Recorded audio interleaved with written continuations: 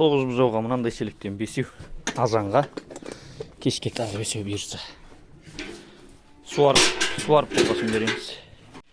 Жемі бар алдында, тұзы бар, шөбі бар, суы бар. Енді ішпеген, жемеген өз обал өзінде. Ең анау ұрғашылар құлаған ғой, кеше көп бірген білесіздер. Қайтып қалған, маңқалар ағып жей алмай. Еркектің аты қашанда ол еркек. Таңжарық стайл не үшін еркек малға жүгіреді десең осы міне. Еркек деген еркек. Ұрғашы не біледі?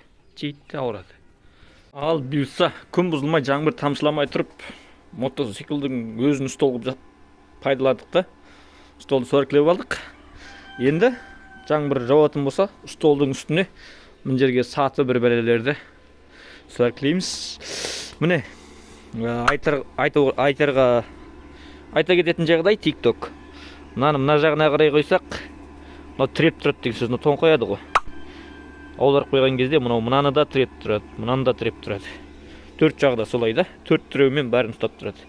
Яғни мына стойканы да ұстап тұруға мүмкіндігі бар. Ал бұйырса столымыз даяр міне. Үстін жуып сүртіп, шет-шетіне ағаш қағып тастаймыз. Жас ет салып етіп ары бері жаққа ағып кетпеу үшін. Мынаның үстіне дастархан салапан қойған кезде салапан жас ет бір-бірінен таяды. Жан жаққа түсіп кетпеу үшін бұйыртса.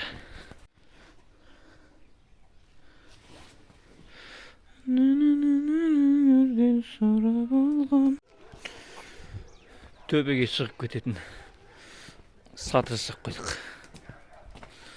Бүгінгі демаламыз. Суарка бет ауыздың бәрін күйдіріп тастайды екен.